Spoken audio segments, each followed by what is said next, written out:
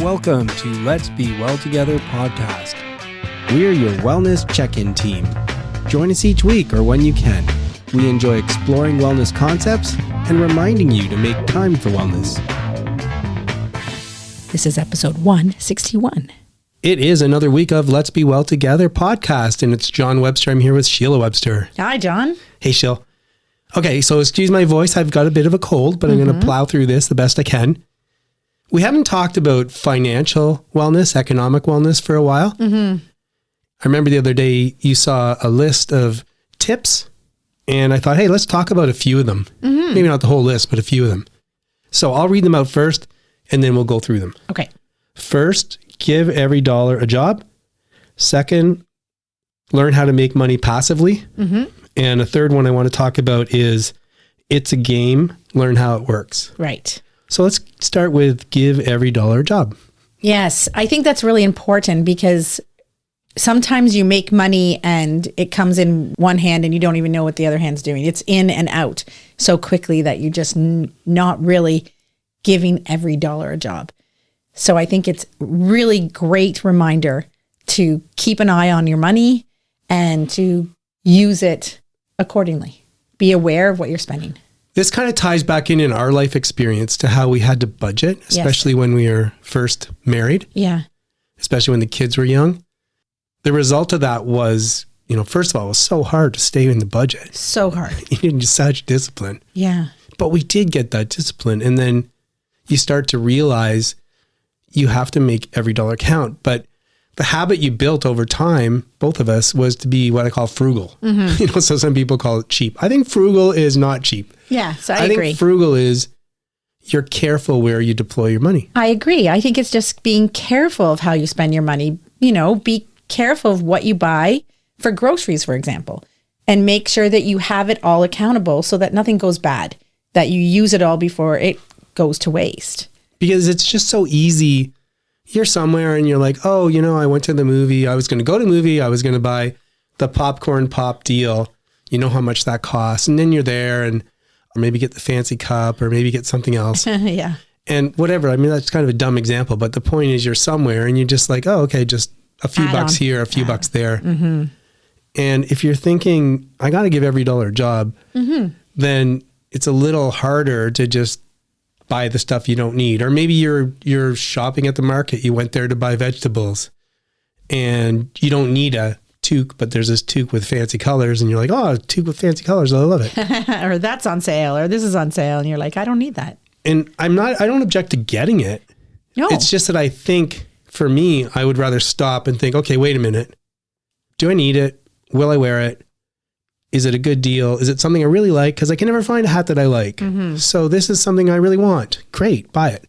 But don't just give the money away without thinking about it. Yes. Yeah. And I think it's really hard in these days with debit and credit and not really seeing the money in your hands. I think young people don't even know what money is. They're just so used to doing this. It's much easier to spend. Well, I don't want to go after any young people, but I will say that I have spoken with young people who did say, I don't know where all my money goes. Yeah. But I think you could also say that about people in their 20s, 30s, 40s, 50s, whatever. Oh yeah, for sure. And if you just take the time to give every dollar a job or think twice before you spend, that's good. Yeah.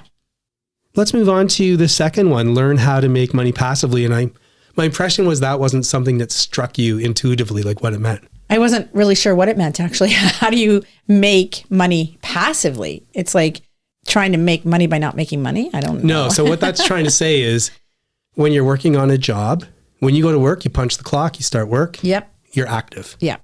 So that's you're active. Earning money. Okay. Passive is you already have money and you're deploying it in some way that the money's going to make money. Okay. So that's how most people use the word passive. Examples could be putting it in the stock market, buying mutual funds. Maybe you're going to buy a condo and rent it out. There's a whole bunch of different things. And that's got some active work to it, but generally speaking, it's more of a passive income. So using money to make money. Interesting. I feel like the more money you have, the more money you can make. Right? That's kind of a... Well, that's what life teaches us. Yes. That's what my life has taught me. I mean, I remember when it was so hard to make ends meet. You were picking up shifts and we're working extra. especially when I was in school and I had to go to school, and it was just like, wow, it's hard to make money, and you're spending every dime, you're living paycheck to paycheck. Yes. And I actually just saw something the other day, a speaker from the States, politician, and he said that 60% of people who live in the US are living paycheck to paycheck. Wow. And I'm guessing it's a pretty high percentage of Canadians too. Mm-hmm. Anyway, so you can't use your money to make money.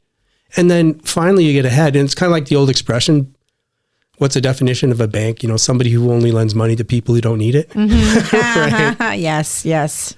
Anyway, forget the politics of it and, moral judgment type stuff. The point is, when you have money and you can use it passively, you can make money. Now, what I really like about that tip though, too, is it was something actually, I think Jill Mellinson said a long time ago, which was, let's say you can only get a little money to make money passively, a little bit of money for mutual funds. Mm-hmm. But you did. You saved for a whole year, you saved X amount per month, and you put it in the bank. And then you saw at the end of the year that, oh, wow, I not only have these savings, but interest. Mm-hmm.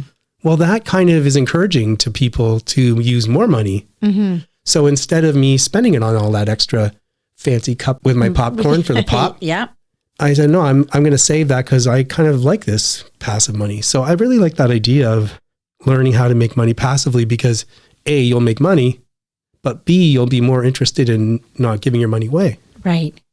And every dollar counts. It doesn't matter if you just have a little bit to invest or a little bit to save, or a little bit is better than nothing. Yeah. And everything accumulates. And it, kind of by definition, you have to have kind of a little pool of money to make money passively. Mm-hmm. And it's like a little safety net. Mm-hmm. Yes. If you have unexpected problems in your life, you'd hate to have to cash in your money that's making the passive money, but at least you could if you needed to. Right. You've got something in the back pocket. All right. So here's an interesting one. Okay. It's a game. Learn how it works. Now, that's kind of judgy. It is definitely judgy, but I do think it is kind of true that money is a game in sorts. Like you said, try to make money passively and try to invest, and don't spend more than you earn. There's all these rules. It's a game. So maybe if you treat it like a game and you try and learn all the rules, you'll do better, you know? So I'm going to both go on a bit of a soapbox. Okay. And a bit of a diatribe at the same time. Wow, a soapbox. Soapbox diatribe. Uh-oh. Life is not a game. Yes. And quite frankly, I'm a little fed up about hearing people, winning by playing 3-level chess and all this stuff like this, because everything's a game. Life is not a game, right? And if you agree with the approach that we find helpful in life, focusing on 8 areas of wellness, then there's much that we have to do that would mean you can't act like life is a game, for example, and especially not a zero-sum game. And a zero-sum game is, let's say there's only one big pile of gold and it's spread out all over the world. And, you're Scrooge McDuck and trying to get the biggest pile of gold. Yes, definitely not that kind of game. And if I get it, you can't have it. And that's what people seem to think. And as a result of that, people get turned off by money, and they get turned off by trying to acquire it. Mm-hmm. I think you should think more about getting along with people, social wellness. Definitely. You should think about art, and a whole bunch of stuff. But I do love this expression because there's a reality. And I'll give you another analogy. I'd love to imagine a world where there's no crime. Right. Where countries get along and there's no war. Mm-hmm. All these are great things to think about. But I'm a realist.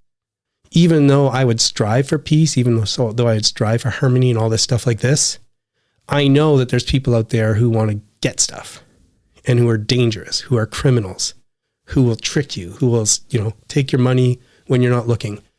And as a result of that, you do have to be careful. So when you take all these things together, I don't think you should be turned off by money.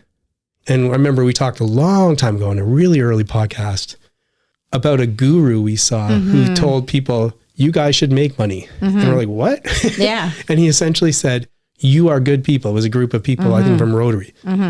If you get money, you'll deploy it in a good way.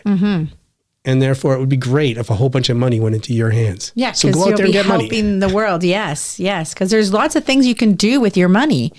You just got to make it first.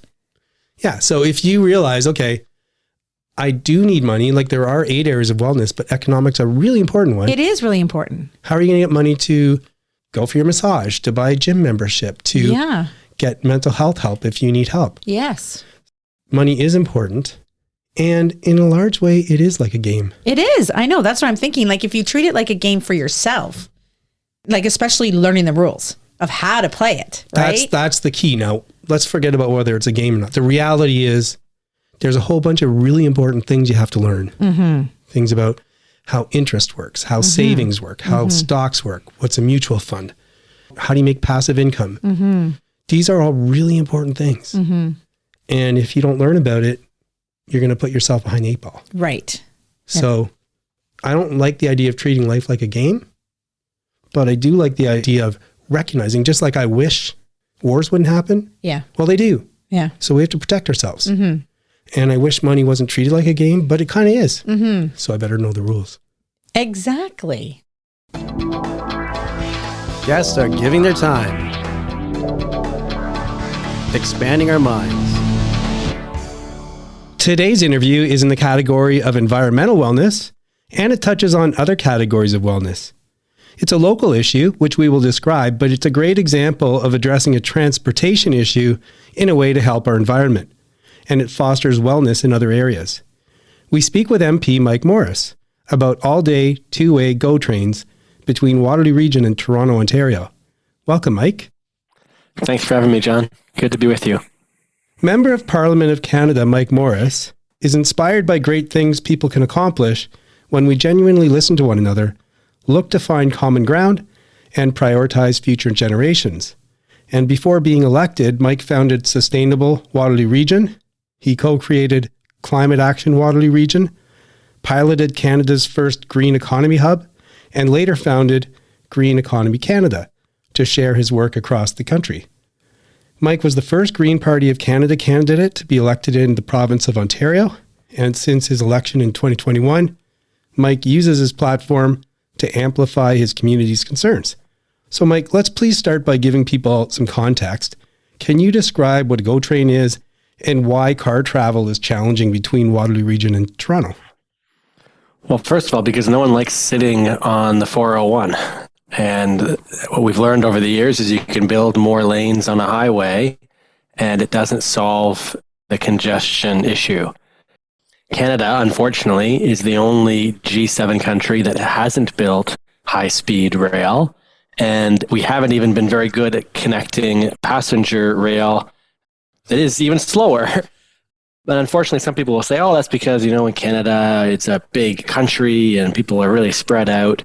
And of course, in the part of the country that you and I live in, that's not the case at all. We live in the most dense part of the country where the population justifies good intercity transit.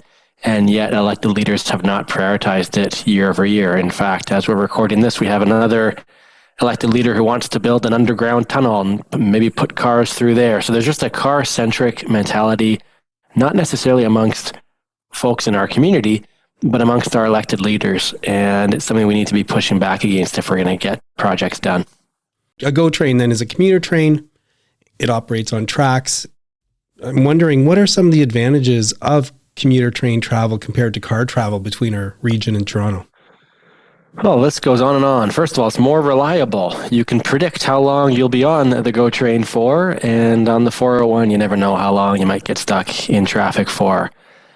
You can do some work or read a book or watch a movie. The time is yours, unlike when we're stuck behind the wheel and needing to expend all that energy making all these micro decisions along the way. It's, of course, lower impact, like all transit is. The highest impact option is taking your own car, assuming it's a internal combustion engine. It's lower impact on the environment.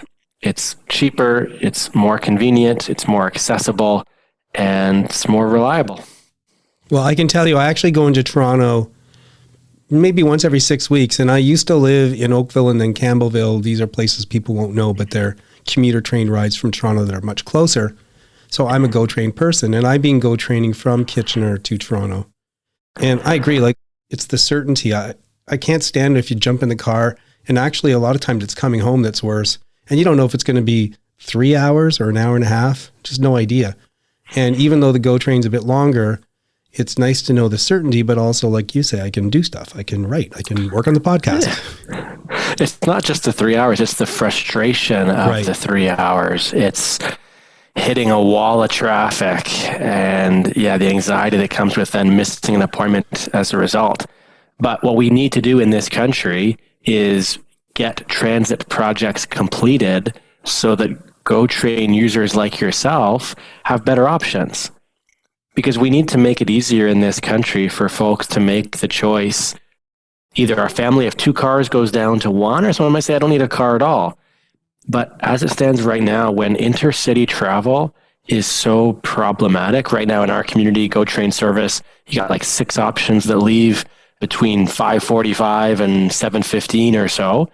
And then you got, 4 or 5 that come home around the rush hour.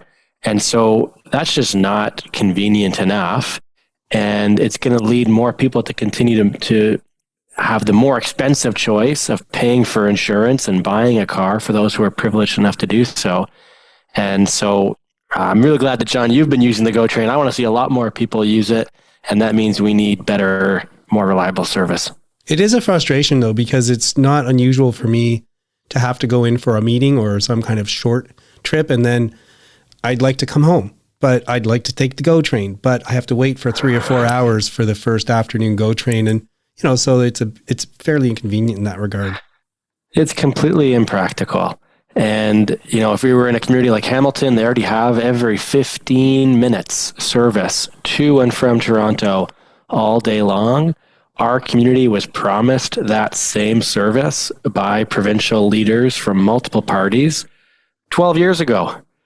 And as I'm sure folks can relate to wherever they might be listening from, these promises by various politicians haven't been kept. And that means that we need to collectively call for more accountability to improve the service and give people better options to help more people make that switch. Now, there's people, we live in a fairly large region, Waterloo region. Even if you get the nice GO Trains, is there enough infrastructure of the transportation side between cities or in cities to get people to that GO Train station? Well, it does take some investment. We can go through a long list of the work that, in this case, the provincial agency Metrolinx does need to do. But another bit of good news, the federal government, which is the level of government I represent our community in, has actually already committed the money to pay for those improvements. It's about $750 million that they committed. They committed it in 2017. Usually I spend my time advocating for the federal government to make financial commitments that would improve life in our community. In this case, they already put the money in. We just haven't seen the province prioritize following through. And we haven't seen the province give us any accountability to at least tell us when they expect the project will be done. And so that's the gap for us is, to your point, yes, there are some significant upgrades that need to be made. We can talk separately about how in this country, freight traffic on rail is prioritized ahead of people. And in other countries around the world, that's not the case. Well, that slows people down if we're always going to be waiting behind a freight car. But we do need upgrades to the tracks to get us to and from Toronto. We just need to see the work move ahead more quickly. And as I said earlier, give us a date when it's going to be done. Because any other investor who puts that kind of money into a project, if you're doing a home reno, you're certainly not going to put in any kind of dollars before the contractor tells you when it's going to be done. The other issue, and we won't have time to get into it, I do take the GO Train. We're kind of like a straight shot to Toronto that's not too far away. And yet the GO Train does this big loop. It goes up north and through all these other towns and comes looping back into Toronto. And it sure would be nice if someday they could maybe find a GO Train that goes straight from Kitchener to Toronto. Well, and John, you're an early adopter. So you're the kind of person who says, I'm going to take it anyway, and it sure would be nice if such and such. If we're going to see the adoption rates we need to reduce our emissions, in Ontario, transportation is our largest emissions source. So we're going to be honest about the climate crisis. Look at the productivity loss. We need to build transit in a way where more people who aren't thinking the way you are going to make this choice because it's just cheaper for them, because they don't want to take on the insurance, or It might be seen as the more convenient, wow, I can watch a movie on my way to Toronto. We need to see these improvements made so that far more people make what would then be a very obvious choice. And I'm grateful, John, that folks like yourself are willing to deal with the inconvenience. In some cases, you have to switch to a bus halfway through. These are things that are not practical for the majority of folks, and certainly not those who might have gotten used to the convenience of having their own car, if not the inconvenience of then sitting on the 401. So again, I think it's elected leaders who need to get their act together to just make it a whole lot easier. Yeah, and again, I won't get into some of the detail, but another issue I have is there's not really any parking around the train station in Kitchener. So luckily for me, I work about a 5-minute walk away, so I can park at work. But still, it'd be nice to be able to pull up, park, and get on the train. That's right. These are all the things that need to be cleared off for us to see the shift so that we change the narrative where people say, oh, it's a car-centric culture. Well, no, you just built the infrastructure and people are using the mode of transport that suits where public investment has been made. What you're saying, reasonable car park options. These are not complicated things. Okay, now I'm going to switch gears for a second. Are you hearing anything about some other advantages? For example, are you hearing anything about advantages to our mental health? Are you hearing any advantages to our local community? Even though we're going to Toronto, does it anyway help our local community if we use GO Train? What I find when it comes to GO Trains, there's probably no other issue in our community that unites more people from different parts of our community. So what I mean by that is I'll be talking with a student, and that young person will tell me that they may be studying at a university in Toronto and they need GO Transit to go back and forth for school. And then I'll get an email from a family who tried to get it to a Leafs game, ended up missing the game because the train was too slow, issue ABC. And then I speak to somebody who wants to get a job in Toronto, or the other way around, that they've been living in Toronto, but their family's in Kitchener. They want to commute to and from for work. John, I spoke with somebody recently who said, Mike, I'm a member of the queer community, and the dating pool in Kitchener-Waterloo is just not big enough. I want to be using the GO Train so that I can date somebody in Toronto and, have good access back and forth. The mental health side of it, in terms of the studies of how bad sitting in traffic must be for our mental health, not to mention the economic and productivity loss, there is few issues that unites people in our community that is as common as this one is. And I think it's because, as you're getting at, it's just such a no-brainer for so many reasons. But I really appreciate you mentioning the mental health side of it. Wow, isn't it such a breath of fresh air to tap your Presto card, take a seat, and open up a book and just watch the world go by? It's such a huge boost for our mental health to be on reliable, fast public transit. Let me kind of ask a few questions together to finish this off. First of all, what is your initiative and how's it going? Secondly, are you optimistic? And third, what can people do to help?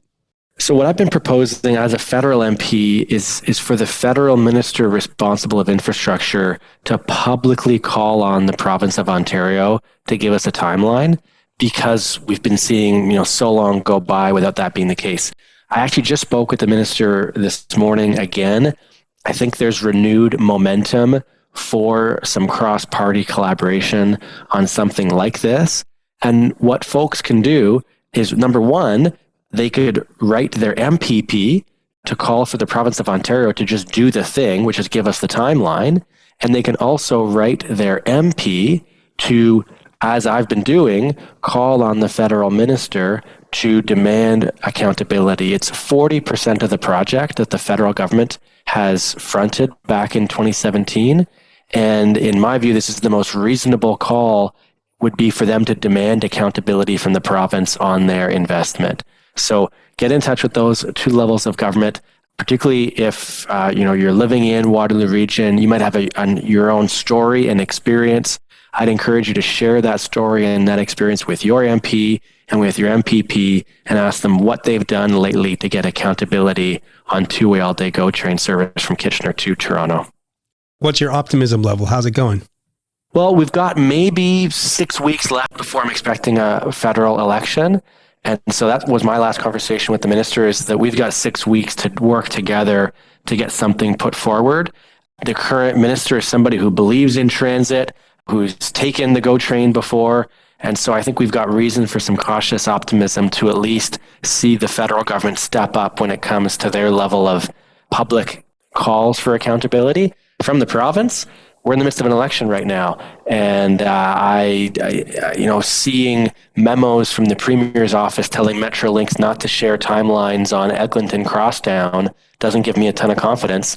It's why I think elections are important, and we've got a moment right now as Ontarians to let this government know what we think. For those of us who care about transit, it's been a pretty big disappointment these last several years.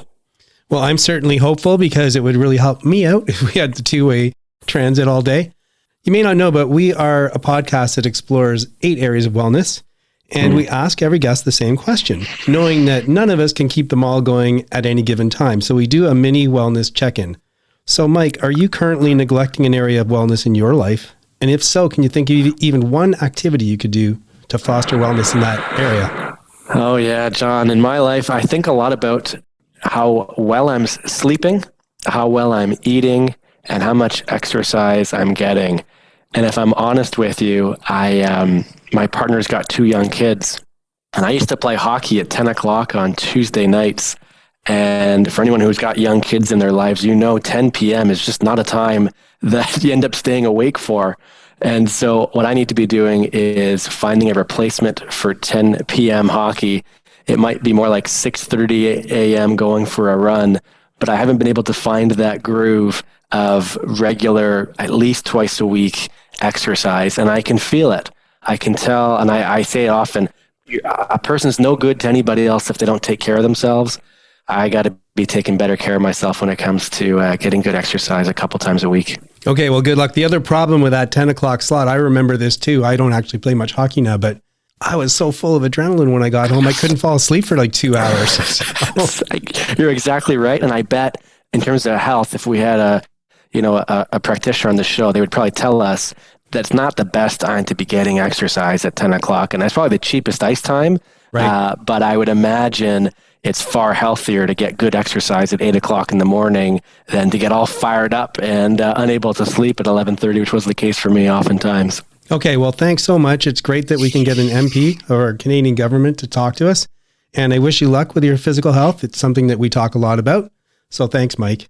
Thanks, John. And thanks for opening up conversations like this. They're exactly the ones that I think we need to be having. So thanks for having me on. We're glad you're here, and we hope you're making wellness a priority. Hope you're getting something out of the podcast. And especially for people who are new, you might not know that the podcast was inspired by my book, Accidentally Well by John Webster. It's available on Amazon, Indigo, Barnes & Noble, pretty much anywhere where you can buy books online. And this is my pitch for you to buy a copy and have a read. I think it'll enhance the experience of the podcast, and it will also help us defray some costs because it's really expensive putting out a podcast. So grab a copy if you can, and in the meantime, enjoy the rest of the show. Move that body like we're meant to do. And here we are, moving our body. We've got Elise, Sheila, and Michael. You might hear him in the background a little bit. He's with his jungle gym, just moving his body. Getting his exercise in. Way to go, Michael. Yeah. So I'm just going to read you this little quote that I saw that I thought was really cool. So I thought this was going to be a good move that body. Be boring. Oh. Wake up early. Go for a walk. Get sunlight. Lift weights. Eat healthy. Limit alcohol. Cook at home. Keep your circle small. Love your family. Boring is the new cool.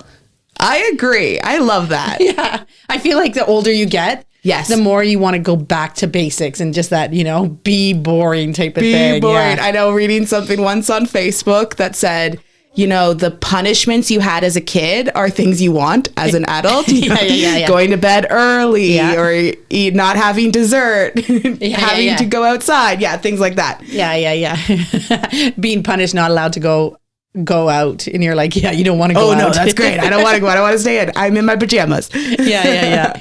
So I just thought this was a really good move that body because it's just a general healthy way of living, right? And I love the fact that it had 2 things like lift weights, which I think is really important. They don't have to be huge weights, do some reps. It's just lifting weights is really, really good for you, and go for a walk. Such a basic exercise, but it can help so much in your mental health, your physical health, even social health, right? You can go out and walk with someone. Like, it's just so great for you. Oh yeah. We love talking about walks on this show because they're just so good for you. And I know, talking with a friend yesterday about lifting weights, I find that women often think we shouldn't lift weights. I think you think you're going to be bulky or something. Yeah.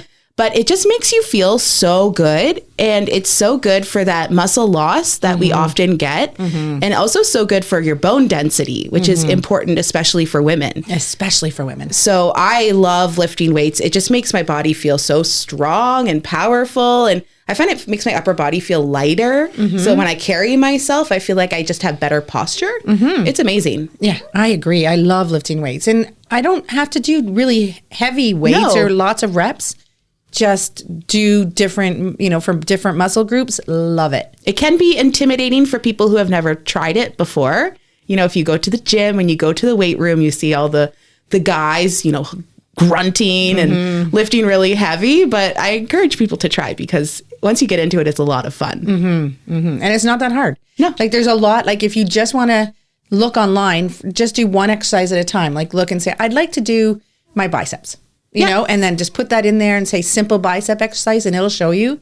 And usually they show you the proper way to do it, little tricks of what to avoid. And then boom, you're ready to go. And then you can pick your 2.5 pound and then work your way up from there, The one thing that I liked about this quote that has really changed my life is waking up early. Amazing. Yeah, because I used to sleep in all the time. And when I worked, it was hard because I was working nights. So often I wouldn't get home till 11. By the time you get everything and have dinner and do all this stuff, you're not in bed till 12, 12:30. Yeah, late. So yeah, it's understandable that you'd sleep in. But now that I've changed my lifestyle, I wake up really early, and man, I love it.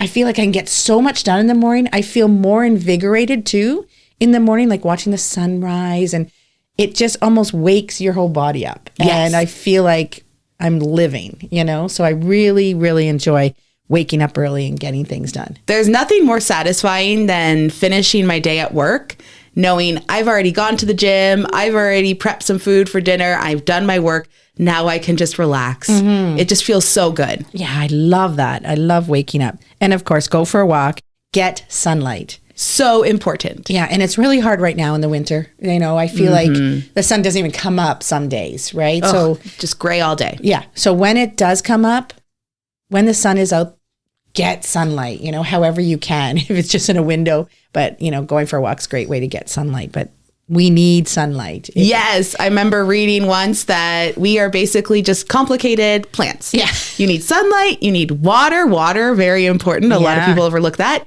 Food and rest. And then we have some emotions along with that, but we're basically just complicated plants. So make sure you have those needs met. Yes, definitely.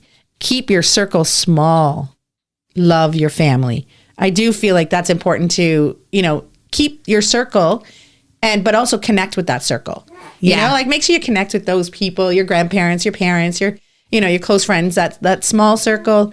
Really try and connect with them. It will really improve your life. You'll just feel happier. You can say things that you don't have to worry that they'll take it the wrong way. And it's just really nice to keep that circle and have that communication. Good for your social health and mental. And mental, for sure. And it's something that it's kind of another thing on this list that comes with age. When you're younger, you want so many friends and you want to be so social. And then when you get older, you're like, I kind of just need my people and that's it. And that's what I need. I need those good connections and I want to have those people in my life, and it makes a big difference. Yeah, I just think generally for every day, that's what you need. Yeah. And then of course it's good to go out there and, do those big socials, but you don't need that. You just need that little circle. Yeah. So there you go. Be boring.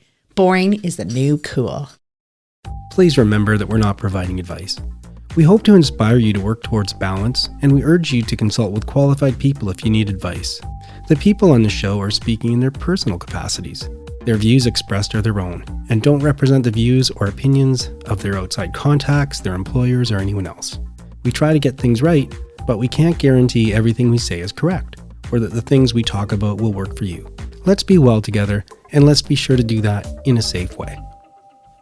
And it's sign-off time. It's Sheila here with John. Hi, Sheila. John. Hello. Just the two of us. Just the two of us. I had a great week. It started off with a holiday, so I didn't have to work as much this week. And then I got to go up to One Sound, which was very nice because this weather has prevented me from going up there. But when I got up there, wow, like I can't even express how much snow is up there. It is crazy. So the 2 days that I was there, I shoveled a lot. Got Elise's car shoveled out, like literally. Like you said, the Jeep, which is an SUV, was almost like buried in snow. It was so buried in snow that I tried to get into it just to get it to like move a little bit so I could shovel. I tried to get into the trunk because I couldn't get into the sides. There was snow everywhere. And the trunk wouldn't even open because it was totally like frozen shut. Anyways, needless to say, I got the car out. We got the driveway kind of shoveled. We got to fit all 3 cars in. I got to spend some time with Elise and Michael and Steven. So that was really lovely. But I do have a little story. My sister is doing a musical this week, actually. And she called me on Friday and was like, hey, is there any way you could take a look at these curtains? So she had someone who was making these curtains, and I guess they just didn't turn out. So on Saturday, I sewed for 7 hours straight because the show is next week. I had to get these curtains done. So that was unbelievable. But heck, I got her done. I'm very proud of myself. And I helped her out, which was really good because it was a one added stress to her already stressful week. So I'm really happy that I got to do that. And this week is my birthday week. Yay! So got a lot of fun things going to be happening this week that I'm really looking forward to. Just one more shout out to Steven, Elise's husband. It is also his birthday week. So wishing him a happy birthday. What about you, John? Well, luckily I got out a couple times. I went to the gym to get my 10K run in. And you and I went to a restaurant. And that was fun because we went to a place we normally go to and there was no table. So we sat at the bar. I don't remember the last time you and I sat at the bar. And I used to be a bartender. So it kind of reminded me of those days. I really actually enjoyed it, right? Because you've been home a lot. It's been you and I. So it was kind of nice to have that bartender. He could kind of join our conversation and laughed and joined. It was really, really fun. Yeah. But other than that, I think I might be going a little stir crazy. Like, you know, when you're kind of at the point where you don't even realize you're going stir crazy because I've been in the house, had a cough. I don't want to go into work because I don't want to spread my cough. I've basically been at home for 3 weeks and it's fine. But now that when I start to think about it, like I haven't seen really anything outside the walls of this house for a while, except for a very limited time. So I think I might be going a little crazy, but who knows? Hopefully not. Maybe, but maybe not. Yeah. You might be hearing some interesting things on the podcast coming up in the next little while. But that's it. So thanks everybody for joining us. We hope you enjoyed the show and we will see you again soon. That is it for today's show. Please try and make wellness a priority. You deserve it. If you feel the need to talk to someone or ask for help, please do that. Accept yourself for the person you are. So long. Adieu. Auf Wiedersehen. Goodbye.